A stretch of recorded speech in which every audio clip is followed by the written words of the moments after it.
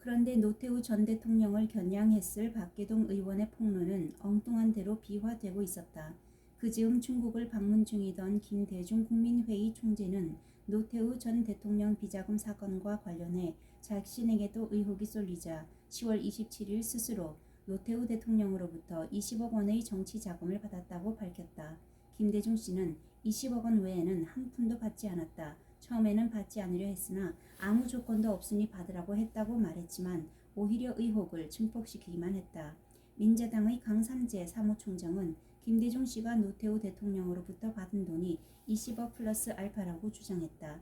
김영삼 씨는 훗날 자신의 회고록에서 이 대목과 관련해 김대중 씨는 노태우 씨가 먼저 폭로할까봐 겁에 질렸는지 20억 원을 받았다고 먼저 발표했으나 그 금액이 20억인지 200억인지 의혹이 있다고 썼다. 그러자 김대중 씨 측도 가만히 있지 않았다. 김영삼 씨가 1992년 14대 대선 때 사용한 선거 자금을 비롯해 1991년 3당 합당 때 노태우 대통령으로부터 받은 자금, 그리고 노태우 대통령이 퇴임하면서 남겨놓은 돈의 사용처를 밝히라고 요구하고 나섰다. 민자당을 탈당하고 자민련을 만든 김종필 씨도 팔을 걷어붙이고 나섰다. 김종필 씨의 가세는 김영삼 대통령에게는 큰 위협이 되었다. 14대 대선 때까지는 같은 당이었고 김종필 씨의 사람들이 선거 대책위에 참여하고 있었던 만큼 김영삼 씨의 선거 자금의 모금과 지출 내용을 알 수 있는 위치에 있었다. 노태우 대통령이 반대편인 김대중 씨에게 20억 플러스 알파를 주었다면 한솥밥을 먹던 김영삼 씨에게는 훨씬 많은 금액을 건네주지 않았겠느냐는 의혹이 설득력이 있었던 것이다. 김영삼 대통령은 자신이 직접 받은 적이 없다고 했지만 누가 봐도 궁색하기 짝이 없는 변명이었다. 김대중 씨의 국민회의와 김종필 씨의 자민련은 연일 성명을 내고 김영삼 대통령에게 대선 자금과 관련한 의혹을 밝히라고 몰아세웠다. 선거 참패, 대형 사고 빈발, 경제난에 선거 자금 의혹까지 들이닥치면서 김영삼 대통령은 위기감에 휩싸였다. 국면을 일거에 반전시킬 카드가 필요했다. 대통령 취임 초 차남 김현철을 통해 보고받았던 국면 전환 대책 보고서가 생각났을 것이다. 두 전직 대통령을 비자금 문제와 12.12 및 5.18 문제로 올가넣으면 자신에게 향하던 국민의 따가운 눈초리와 정부에 대한 불만을 그쪽으로 전가시킬 수 있는 것이다. 야당과 제야, 특정 지역을 중심으로 12.12와 5.18에 대한 검찰의 처분에 불복하는 분위기가 있고 노태우 비자금 사건이 불난데 기름을 부은 격이 됐으니 그 책략을 밀어붙일 필요가 있었던 것이다. 11월 24일 김영삼 대통령은 민자당의 강삼재 사무총장을 불러 5.18 특별법 제정을 지시했다. 김영삼 대통령의 그러한 지시는 당국자의 건의를 받거나 여당 간부들과의 사전 협의 없이 독단적으로 이루어졌다. 강삼재 씨에게 자신의 결심을 밝힐 때까지 아무에게도 그 사실을 알리지 않았다. 그동안 고소고발인들의 특별법 제정 요구를 수용하지 않다가 돌연 태도를 바꾼 데 대한 설명도 없었다. 그간 12.12, 5.18 사건 처리에 대한 김영삼 대통령의 일관된 입장은 훗날 역사의 심판에 맡기자는 것이었다. 정치적 관점에서 볼 때 야당 후보 김영삼 씨가 12.12와 5.18 문제 등을 선거의 가장 큰 쟁점으로 부각시켰던 13대 대선에서 두 사건에 책임이 있다고 지목된 노태우 후보가 대통령으로 선출된 결과는 50의 정통성 시비에 대한 국민들의 심판이 끝났음을 의미하는 것이었다. 더욱이 내가 6공화국 출범 후 사과, 재산 헌납, 낙향, 국회 청문회 증언 등 이른바 50 청산을 위한 정치권의 요구를 모두 수용했고 이에 따라 1989년 12월 15일 여양 4당 총재가 과거 청산의 종결을 선언함으로써 정치적 처리도 완전히 끝났다. 더욱이 김영삼 대통령은 12.12에 대해 쿠데타적 사건이라고 성격 규정을 한 뒤에도 1993년 8월 초 한 언론과의 회견에서 역사의 판단에 맡기자고 한 생각에 변함이 없다고 말해 사법적 대응을 할 뜻이 없음을 분명히 밝혔다. 이즈음 김종필 민자당 대표도 기자들과 만나 이제 와서 자꾸 전직 대통령을 조사하자고 하는 것은 국익에 아무런 도움이 되지 않는다고 말한 바 있었다. 사법적 처리 문제도 1988년 국회 청문회를 전후해 제기됐던 13건의 고소고발 사건이 1992년 말 모두 무혐의 처리됨으로써 일단락이 되었었다. 김영삼 정권이 출범한 후 12.12 사건과 5.18 사태에 대해 군사 반란과 내란으로 고소가 제기되었을 때에도 검찰은 12.12 사건에 대해서는 1년 5개월에 걸친 수사 끝에 1994년 10월 29일 피고소인 38명 중 4명에 대해서는 공소권 없음 처분을, 또 나머지 34명에 대해서는 기소 유예 처분을 내리는 것으로 수사를 끝낸 바 있다. 5.18 사태도 검찰은 1994년 5월 13일부터 1995년 4월 3일까지 접수된 70여 건의 고소고발 사건을 1년 2개월에 걸쳐 수사를 마친 후 1995년 7월 18일 피고소인 전원에 대해 공소권 없음 처분을 내렸다. 그 후 고소고발인들이 검찰의 불기소 처분에 불복하여 항고와 재항고를 했지만 모두 기각되었고, 마지막 단계로 헌법 소원까지 제기했으나 그것마저 기각되었다. 따라서 김영삼 정권이 다시금 문제를 제기하려고 하는 12.12와 5.18 사건은 이미 정치적으로나 법률적으로 완전히 종결된 상태였던 것이다. 김영삼 대통령이 특별법 제정을 지시한 다음 날인 11월 25일 조선일보의 유근일 논설실장은 노태우 씨가 누구한테서 얼마를 거둬 여야 정치인들에게 얼마를 주었느냐가 오늘의 최대 관심사다. 그런데 아닌 밤중에 홍두깨라고 느닷없이 5.18 특별법 제정이 비자금 대신에 신문과 TV의 헤드라인을 장식하기 시작했다. 국면 전환과 국면 돌파의 정치공학적 의도가 분명히 엿보이는 것이다.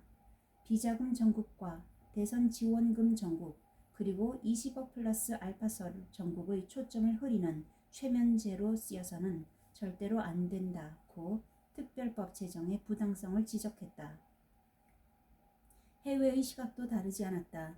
뉴욕타임스는 12월 5일자 사설에서 전두환 노태우 전 대통령에 대한 기소 과정이 복수심으로 오염되거나 비자금 파문을 돌파하기 위한 김영삼 대통령 자신의 정치적 목적으로 이용되어서는 안 된다고 지적했고, 타임도 12월 11일자 기사에서 김영삼 대통령은 국민적 정서에 굴복하고 자신의 정치적 생존을 위한 수단으로 검찰의 과거를 캐도록 지시했다고 비판했다.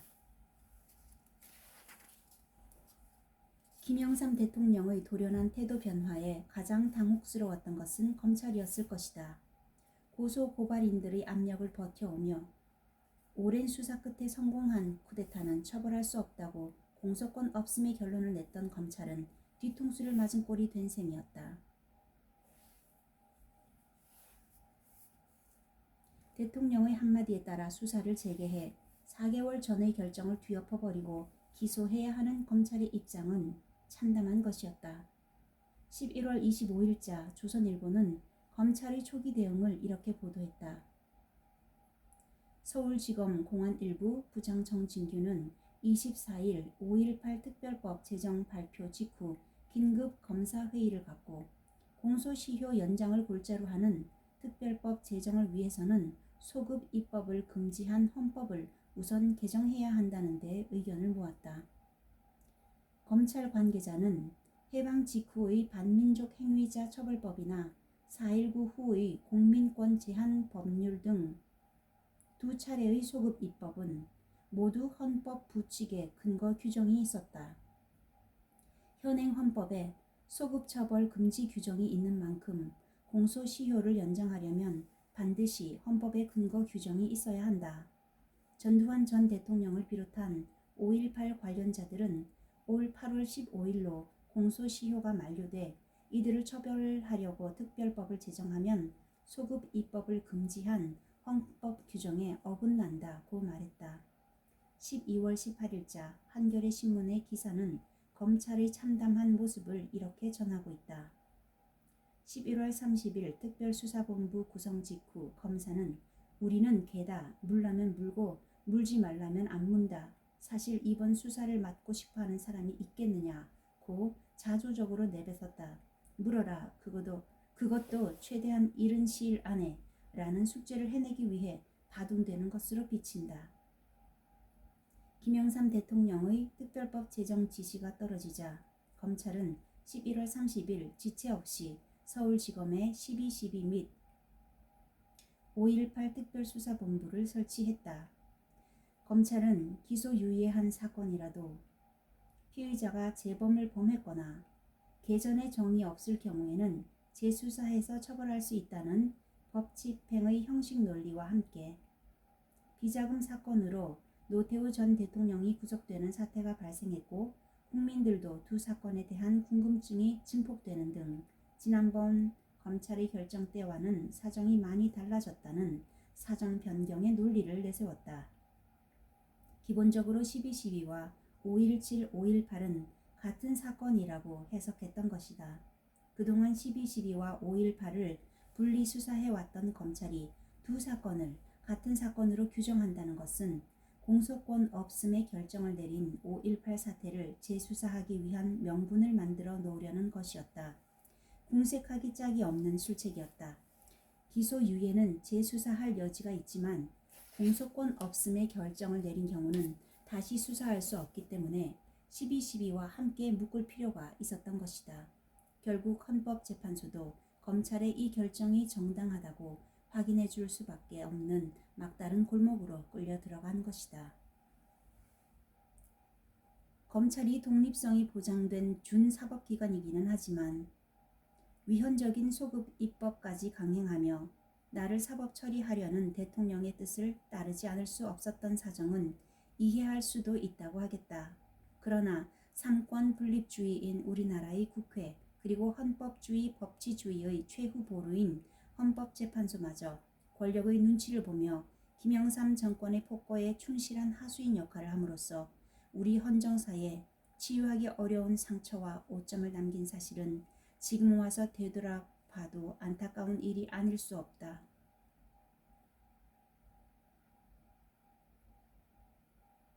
1995년 7월 검찰이 5.18 고소고발 사건 관련자 58명에 대해 공소권 없음의 불기소 처분을 내렸을 당시 야당과 제야, 좌경 세력, 특히 광주 지역에서는 반발 움직임이 일어났었다.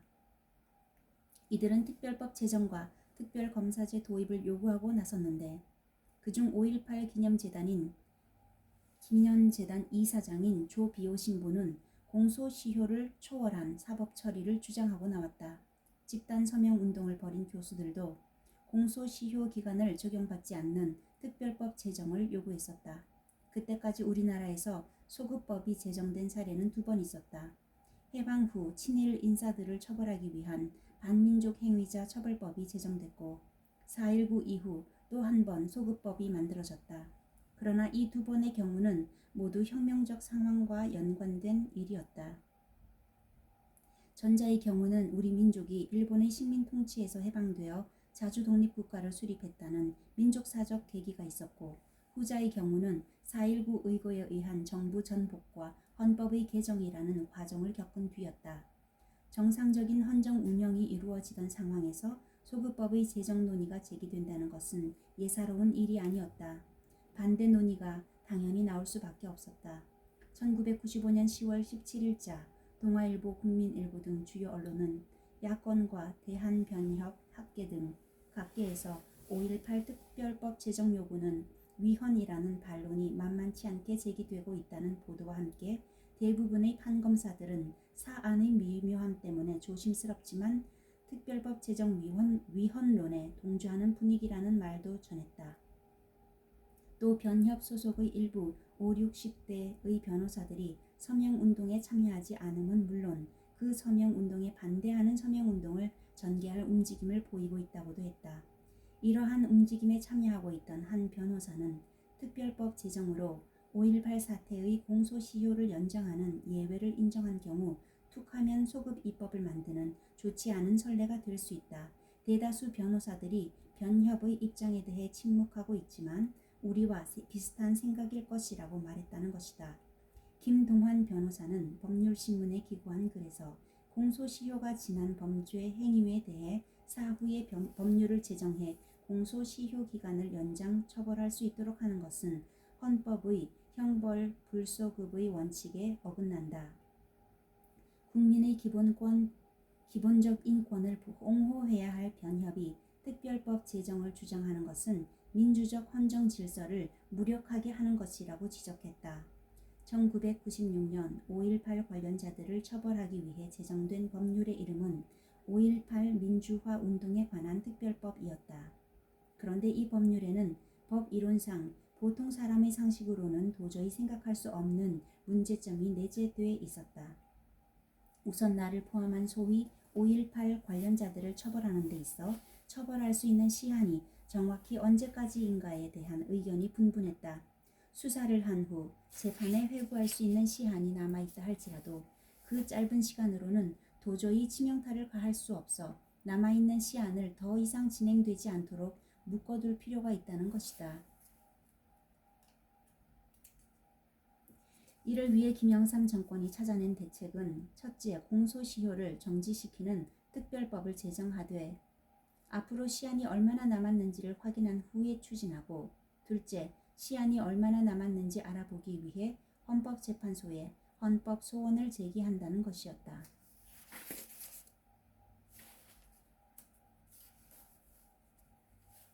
헌법재판소는 난감한 상황에 놓이게 됐다.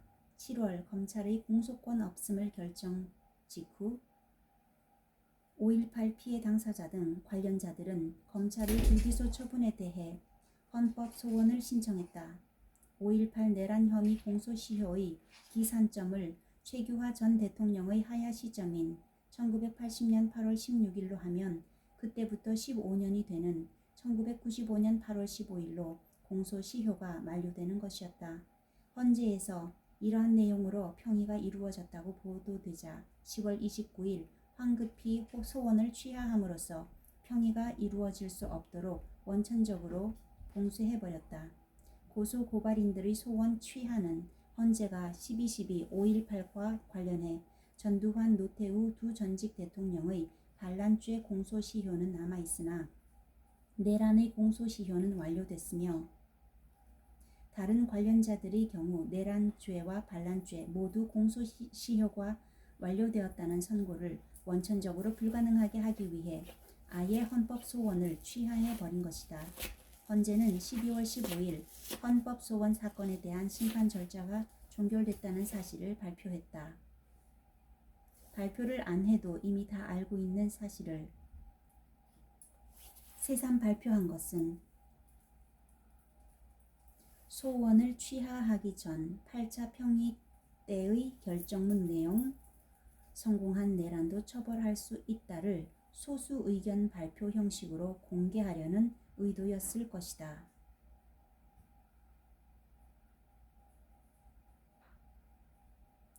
또 김영삼 대통령은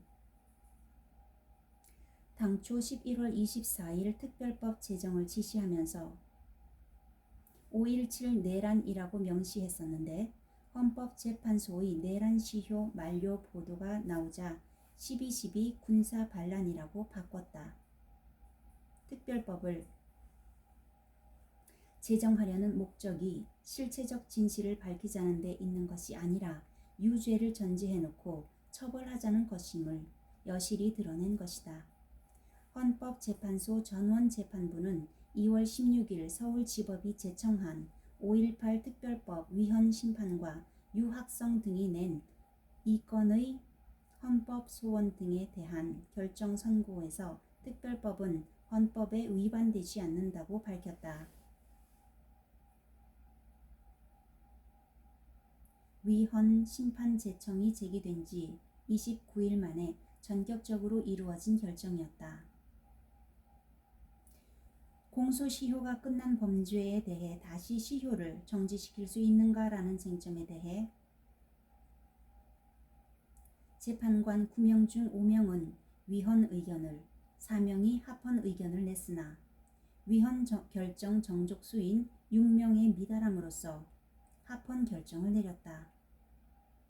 헌재는 종전까지 9명의 재판관 가운데 위헌 결정 정족수인 6명에 미달되더라도 위헌 의견이 5대4로 다수일 경우 주문에서 위헌 불가 선고라는 용어를 썼으나 이번에는 합헌이라는 표현을 썼다. 정치적 고려가 개입됐다는 비판의 소지를 남긴 것이다. 중앙일보는 2월 17일자 해설 기사에서 재판관 9명 중 5명이 위헌 의견을 냈다는 것 자체가 실질적으로 이 법의 위헌성을 인정한 셈이라고 분석했다. 김영삼 당이 된 신한국당이 다수 의석을 점하고 있던 국회는 헌법을 개정해야 한다는 논의까지 제기됐던 중요한 법안을 불과 한 달도 안 되는 기간에 졸속으로 처리했다.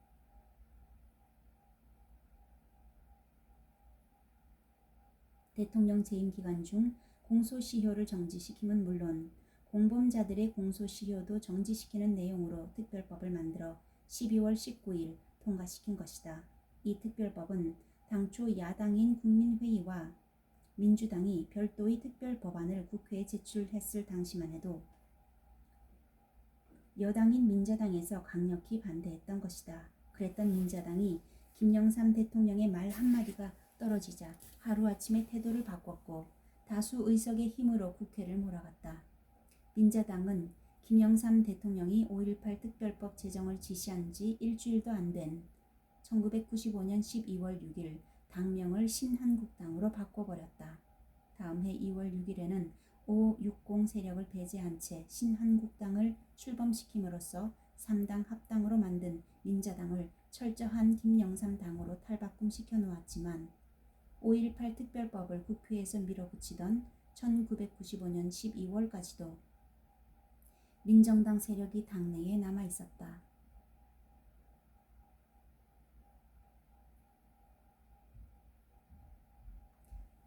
신한국당이 12월 7일 5.18 특별법안을 국회에 제출할 때 소속 의원 166명 가운데 민정당 개인 12명은 서명을 거부했다. 강재섭, 권익현, 금진호, 김상구, 안무혁, 이상득, 정호용, 최재욱, 허삼수, 허화평, 윤태균 의원 등이었다. 결국 5.18 민주화 운동에 관한 특별법과 헌정질서 파괴 범죄의 공소시효 등에 관한 특례 법안이 신한국당, 국민회의, 민주당 등 3당의 공동 발의로 1995년 12월 19일 국회 본회의에 상정되었다. 표결 처리에 앞서 3당 총무들은 세 차례의 회담과 막후 접촉을 가졌다. 저녁 7시 50분 속개된 본회의에서는 찬반 토론이 벌어졌다. 찬성 토론에는 국민회의의 박상천 의원과 민주당의 장기욱 의원이 나섰다. 일찍부터 반대 당론을 정한 자유민주연합 소속의 유수호, 함석재 의원이 반대 토론에 나섰다. 유수호 의원은 이 나라 헌법을 지키기 위하여 이 나라 헌정 질서를 바로 세우기 위하여 5.18 특별법을 결단코 반대한다. 헌법 의논이 여론에 의해서는 안 된다. 이 법을 통과시킨다면 또 하나 헌정 질서를 물량케 했다는 그러한 역사의 심판을 받을 것이다. 헌법기관 함부로 따라가는 것 아니다. 김영삼 대통령의 말 한마디에 이리 우르르 가고 저리 우르르 가면 우리 헌법기관이 그래서 되겠는가.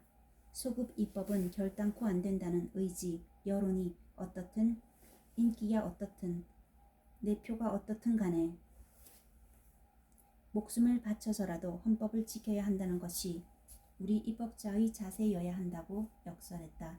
함석재 의원도 특정 사건의 관련자들을 겨냥해 뒤늦게 공소시효 정지 기간을 법률로 정하고 소급해서 적용한다고 하는 것은 헌법 제13조 1항의 죄형 법정주의와 형법 불소급의 원칙에 정면으로 배치되는 것이다.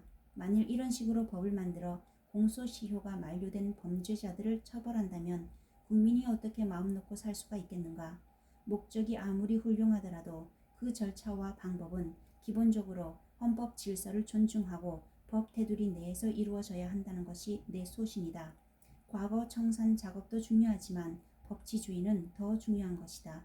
역사를 바로 세우기 위한 청산 작업이 국민의 기본권의 본질적 내용인 형벌 불소급의 원칙을 침해하는 소급 입법에 의존한다면 그 자체가 소급 입법의 선례를 남기는 등 헌법 질서 문란의 악순환을 가져오게 될 것이라고 경고했다. 그러나 이날 국회 본회의장의 분위기는 두 의원의 설득력 있는 열변에 귀를 기울일 만큼 이성적이지 않았다. 소급법이자 개별 사건 법률인 두 건의 법률안은 아무런 장애를 받지 않고 그대로 통과됐다. 1989년 말 오공 및 광주 청문회를 마무리하면서 나의 국회 출석 증언, 정호영 의원의 의원직 사퇴, 광주 보상법 제정으로 광주 문제를 종결짓기로 여당과 합의한 바 있고 1992년 대선 때 자신이 집권해도 관련자를 처벌하지 않을 것이며 불행했던 과거를 청산하기 위해서는 과거를 과감히 용서하고 잊을 수 있는 용기가 필요하다고 했던 김대중 씨도 결국 특별법을 만드는 데 합세했던 것이다. 5.18 특별법은 흔히 말썽 많은 법률들이 그러하듯이 거창한 명분을 앞에 내세웠다. 제1조에서 법률 제정의 목적으로 국가 기강, 민주화, 민족 정기라는 말을 나열해 놓은 것이다. 그리고는 제2조에서 1979년 12월 12일과 1980년 5월 18일을 전후하여 발생한 헌정질서 파괴 범죄의 공소시효 등에 관한 특례법 제2조의 헌정질서 파괴 범죄 행위에 대하여 소추권 행사에 장애 사유가 존재한 기간은 공소시효의 진행이 정지된 것으로 본다. 제1항에서 국가의 소추권 행사에 장애 사유가 존재한 기간이라 함은 당해 범죄 행위의 종료일로부터 1993년 2월 24일까지의 기간을 말한다. 라고 규정함으로써 12.12와 5.18과 관련하여 고소 고발된 사람들을 처벌하기 위한 법률이라는 점을 스스로 드러내놓고 있는 것이다.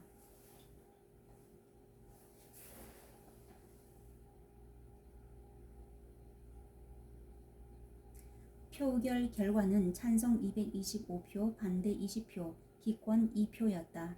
민정당계 의원 가운데 당초 서명을 거부했던 윤태규는 찬성 쪽으로 돌아섰다. 김기도, 김용태, 김정남, 이민석, 이재명 등 5명은 서명은 했지만 표결에 불참했다. 서명을 거부했던 의원 가운데 최재욱만은 표결에 참석해 반대 기립했다. 표결이 있기 전날 김윤환 의원의 집에 최재욱, 김길홍, 강재섭 등 4명이 모여 반대표를 던지기로 약속을 했는데 다음날 김윤환이 청와대에 불려갔다 온 뒤 태도를 바꿨다고 했다. 김윤환 의원은 그 뒤 그 일을 두고 평생을 후회하게 됐다며 한탄했다는 말을 들었다. 김윤환 의원은 세상 사람들이 다 알고 있듯이 전두환 사람이고 노태우 사람이었다. 김영삼 대통령의 지시가 떨어지기 무섭게 검찰은 11월 30일 서둘러 수사본부를 설치했다. 12.12 및 5.18 사건 특별수사본부는 이종찬 서울지검 3차장을 수사본부장으로 하고 김상희 서울지검 형사 3부장을 주임검사로 하는 15명의 검사로 구성됐다. 검찰은 이틀 만인 12월 1일 나에게 출두 통지서를 보내왔다. 최환 서울지검장은 그 하루 전인 11월 30일 오후 이양우 변호사에게 전화를 걸어 내일 12월 1일 전두환 전 대통령이 2일 오후 3시 검찰에 출두하도록 이종찬 본부장이 통보할 것이라고 알려온 것이다. 군대의 5분 대기조 출동을 방불케 하는 민첩한 동작들이었다. 5.18 특별법이 소급 입법이어서 위헌이라는 지적이 나오자 그렇다면 위헌 시비를 피하기 위해 개헌이라도 하겠다던 김영삼 대통령의 청와대는 개헌안 통과가 현실적으로 불가능하다는 판단에 따라 11월 30일 개헌은 포기하는 대신 위헌 논란을 무릅쓰고 특별법 입법을 추진하기로 방침을 굳혔던 것이다. 이날 나는 늦은 밤 가족과 측근들이 모인 자리에서 내 심경을 토로했다. 옥고를 치르더라도 사법적 절차를 통해 시시비비를 가리는 게 차라리 잘된 일일 수도 있다.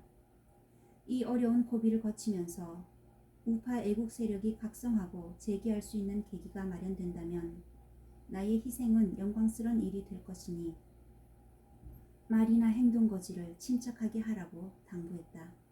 측근 참모들과 가족은 나의 입장을 밝히는 성명을 발표한다는 결정에 따라 몇 개의 초안을 토대로 문안을 작성했다.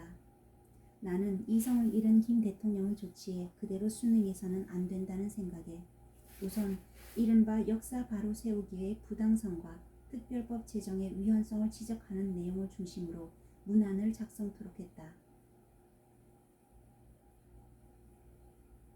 성명 문안은 12월 2일 새벽 6시에 확정됐다. 이날은 검찰이 이미 예고했던 대로 오후 3시까지 나에게 검찰청으로 출두하라는 날이었다. 오전 9시 나는 연희동 집 앞 골목에 서서 측근 가족과 함께 밤새워 작성한 성명을 낭독했다. 저는 오늘 이 나라가 과연 지금 어디로 가고 있고 또 어디로 가고자 하는지에 대한 믿음을 상실한 채 심히 비통한 마음으로 이 자리에 섰습니다. 지난 11월 24일 김 대통령은 이 땅에 정의와 법이 살아있는 것을 국민에게 보여주기 위해 5.18 특별법을 만들어 나를 포함한 관계자들을 내란 주모자로 의법 처리하겠다고 합니다. 국민 여러분도 잘 아시는 바와 같이 저는 13대 국회 청문회와 장기간의 수사 과정을 통해 12.12, 5.17, 5.18 사건과 관련해 제가 할 수 있는 최대의 답변을 한 바 있고 검찰도 이에 의거해 적법 절차에 따라 수사를 종결한 바 있습니다. 그럼에도 불구하고 현재의 검찰은 대통령의 지시 한마디로 이미 종결된 사안에 대한 수사를 재개하려 하고 있습니다. 현 정부는 과거 청산을 무리하게 앞세워 이승만 정권을 친일 정부로 3공화국, 5공화국, 6공화국을 내란에 의한 범죄 집단으로 규정하여 과거 모든 정권의 정통성을 부정하고 있습니다.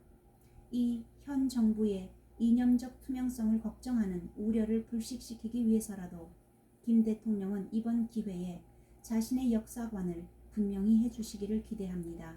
저는 대한민국의 전임 대통령 자격으로 김 대통령의 취임식에 참석해서 격려를 아끼지 않았었고 김 대통령이 저를 방문했을 때에는 조언도 했던 기억이 납니다. 그런데 취임 후 3년이 다 되어가는 지금에 와서 김 대통령은 갑자기 저를 내란의 수괴라 지목하며 과거 역사를 전면 부정하고 있습니다. 만일 제가 국가의 헌정 질서를 문란케 한 범죄자라면 이러한 내란 세력과 합당해 대통령에 당선된 김 대통령 자신도 이에 대한 응분의 책임을 져야 하는 것이 순리가 아닙니까? 언론은 골목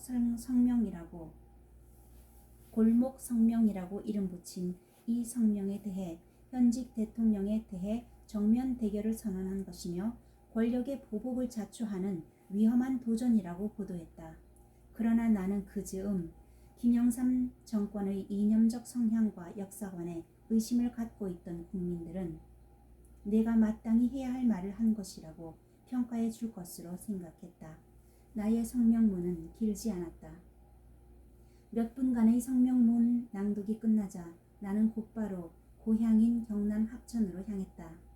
마지막으로 선산을 찾아 조상께 인사를 드려야 한다고 생각했던 것이다.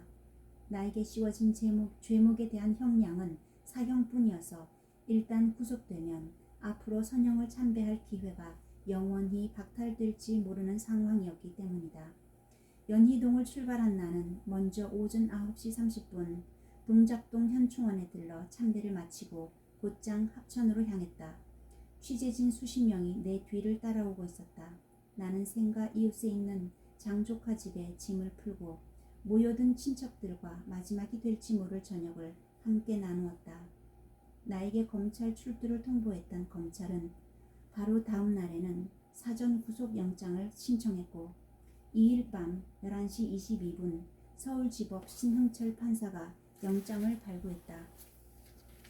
영장을 휴대한 서울지검 이수만 수사 1과장 등 수사관 9명은 지체 없이 3일 새벽 0시 20분 서울을 출발해 합천으로 달려왔다. 훗날 듣기로는 내가 머물고 있는 내동마을 주위는 인근 경찰서 병력까지 지원받은 10개 중대 1000여 명의 경찰 병력이 포위하고 있었다고 한다. 합천 경찰서는 물론 인근 경찰서 병력까지 총동원됐다는 것이다. 아직 어둠도 채 거치지 않은 새벽 6시 35분경 수사관들은 내가 머물고 있는 장조카집 안방으로 들이닥쳤다.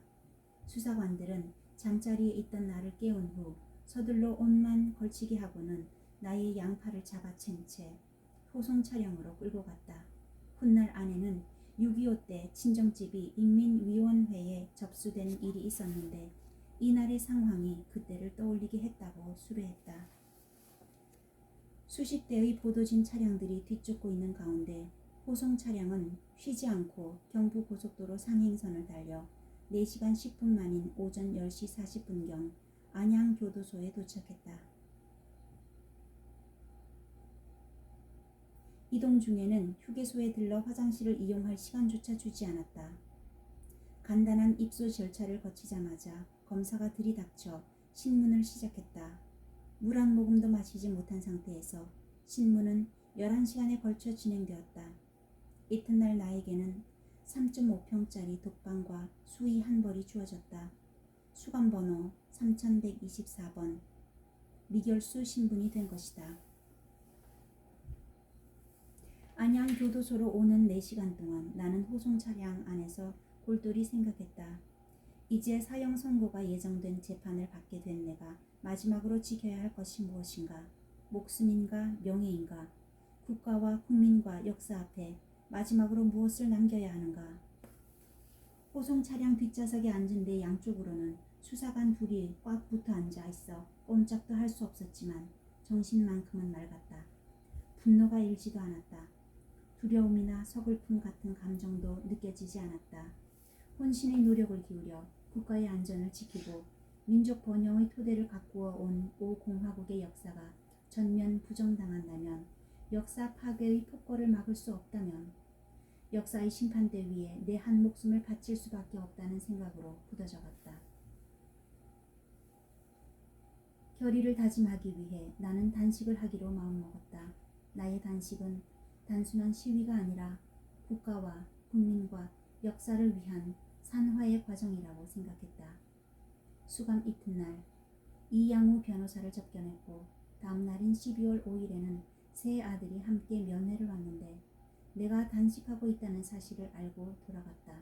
12월 6일 이양우 변호사는 나의 단식 사실을 언론에 알렸다. 수감 직후부터 검사는 하루도 거르지 않고 찾아와 신문을 했다. 단식을 계속하고 있던 나로서는 견디기 힘들었다.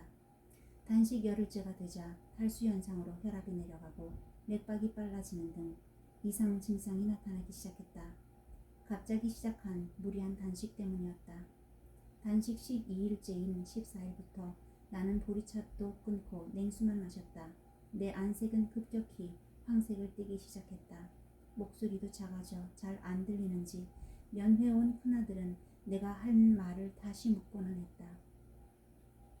수감 전 74kg이던 체중이 64kg까지 내려갔다. 12월 17일 단식 보름째가 되자 오한으로 몸이 떨렸다. 시력도 약해져 글을 읽을 수 없었다. 탈진 상태에서 내 몸무게가 하루에 1kg씩 줄어들자 교도소 측은 긴장하는 모습이었다. 하루 2차례씩 의사가 와서 진찰을 했다. 12월 19일에는 기운이 없어 변호인 접견과 가족 면회도 5분 이상 할 수가 없었다. 나는 얼굴만 본 뒤 어지럽다, 빨리 돌아가라고 했다. 그러면서 혹시 몰라 절대로 병보석은 신청하지 말라고 단단히 일러뒀다.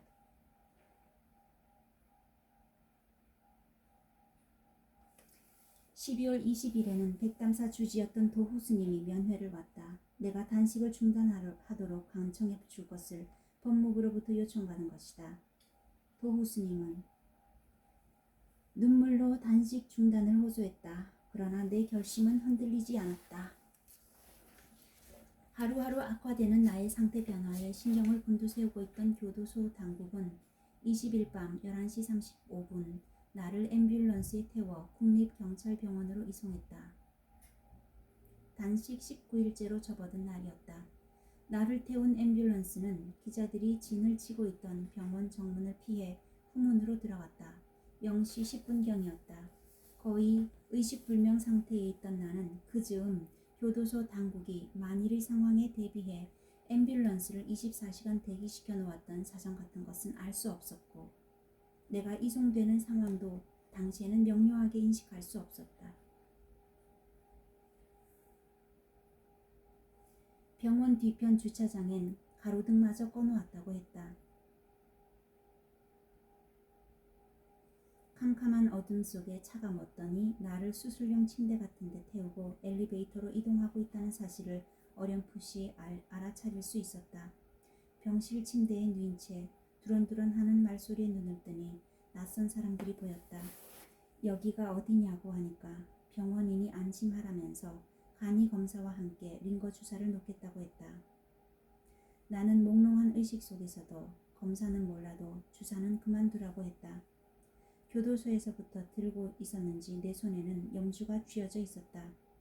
병원으로 이송됐지만 나는 단식을 중단할 생각이 추호도 없었다. 나의 입원 조치가 끝난 후 법무부 교정당국은 기자들에게 현재 혼수 상태 직전으로 보면 된다. 영양제 주사도 맞기를 거부하고 있다. 병원에서도 단식을 계속하고 있다고 설명했다. 크리스마스인 25일 아내가 새 아들과 함께 면회를 왔다. 내가 12월 3일 구속된 후 처음이었다. 아내는 내가 구속된 뒤 12월 7일부터 백담사에 머물고 있었다. 20일 밤 철야 기도 중 내가 병원으로 이송됐다는 소식을 듣고 부랴부랴 서울로 돌아왔다고 했다. 단식 26일째가 되자 복부에 통증이 오고 어지럼증이 심해 일어나 앉을 수도 없게 되었다. 하지만 그런 상태에서도 검찰 조사는 계속되고 있었다. 나는 고통이 심해 거의 말을 하기 어려웠고 이미 호흡곤란이 시작되고 있었다. 나를 담당했던 경찰병원 이권전 진료 1부장은 아직도 단식 중단 의사를 보이지 않고 있다. 신체적 극한 상태를 이미 각오하고 있는 것 같다고 기자들에게 설명했다. 단식 28일째인 12월 29일 오전 나는 결국 탈진한 채 화장실에서 쓰러졌다. 혼절한 상태의 나에게 산소 마스크가 씌워지고 정맥 주사가 급히 처치되었다. 28일간 계속된 단식이 사실상 중단된 것이다. 경찰병원 당국은 전두환 전 대통령이 혼수 상태에 빠져 응급처치를 했다. 산소 마스크를 착용하고 영양제 주사를 놓았다고 발표했다. 다음 날인 12월 30일 이양우 변호사는 전두환 전 대통령은 28일간 지속되었던 단식으로 건강이 극한 상황에 이르렀기 때문에 가족과 의료진의 간곡한 권유에 따라 단식을 일단 중단하기로 하였다. 그러나 전두환 전 대통령은 과거 정권을 군사 반란에 의한 범죄 집단으로 규정하여 건국 이래 온 국민이 피와 땀으로 지켜온 대한민국의 정통성을 정면 부인하려는 오늘의 정치 상황에 대항하여 목숨을 걸고 오공화국의 법통을 수호하겠다는 결연한 의지를 표명하였다. 전두환 전 대통령은 그동안의 단식으로 국민 여러분에게 심려를 끼쳐드린 데 대해 죄송하다는 말씀이 있었다고 발표했다. 막 산소 호흡기를 떼어낸 순간부터 검찰의 신문은 다시 시작되었다. 1차 공판 일정이 2월 26일로 정해졌지만 단식 후유증이 너무 커 일정대로 법정에 설 수 있을지는 미지수였다. 담당 의사는 전두환 전 대통령의 현재 체력은 앉은 자세로 30분 이상, 선 자세로 10분 이상을 견디기가 힘든 상태라고 기자들에게 설명했다. 담당 의료진은 단식 과정에서 나의 뇌에 손상이 생겼을 수도 있다고 했다. 뇌에 영양 공급이 이루어지지 않는 경우 손상이 오고 현기증이 난다는 것이었다. 그러나 그런 위급한 상태까지 진행되었음에도 가장 치명적이라는 장유착 증상이 일어나지 않은 것만은 거의 기적이라고 했다. 점차 음식을 줄이면서 단식으로 들어가는 과정을 거치지 않고 갑자기 단식을 시작해 장기간 지속하면 비어있던 장이 붙어버리는 게 대부분이라고 했다. 다행히도 장유착 상태까지는 가지 않았지만 혈압이 떨어지고 단백질이 소모되면서 체력이 현저하게 떨어진 내가 재판을 감당하기 어렵다고 생각한 담당 의사와 변호인들은 재판 기일의 연기를 신청하자고 건의했다. 나는 거절했다. 죽음으로써 재판의 부당함을 알리려 했던 것이 나였다. 그러나 살아남게 된 이상 반드시 재판에 임해 법정에서 싸우자고 결심한 것이다. 입원실에서 나는 두통과 현기증을 이겨내기 위해 어지러운 중에도 혼자 서 있는 훈련을 시작했다. 오래 서 있을 기력이 없으니 훈련을 통해 정신력이라도 길러 대비하려는 것이었다. 모든 재판 과정을 마치려면 오랜 시일이 걸릴 게 분명했다. 건강한 사람이라 해도 강한 체력과 정신력이 요구되는 상황이었다. 검토해야 할 자료의 분량도 엄청난 데다 단식 과정에서 약화된 시력이 여전히 제 기능을 회복하지 못하고 있어 제대로 재판 준비를 한다는 것은 어려운 일이었다. 단식이 중단된 후 나는 면회 온 가족과 변호인단에게 나의 심경과 각오를 밝히면서 스스로 다짐했다. 현 정권과 검찰의 의지가 어떻든 나는 이제부터 회고록을 쓰는 심정으로 이 재판에 임하려고 한다. 누가 어떤 의도로 나를 법정에 세웠든 나는 이 재판이야말로 많은 오해와 의도적 왜곡으로 인해 잘못 알려진 역사적 사건들의 진실을 밝혀내고 정확하게 기록할 수 있는 마지막 기회라고 생각하고 있다. 나 혼자서라도 해야 하는 일인데 유능하고 사명감이 넘치는 변호사들이 나를 돕기로 했으니 마음이 든든하다.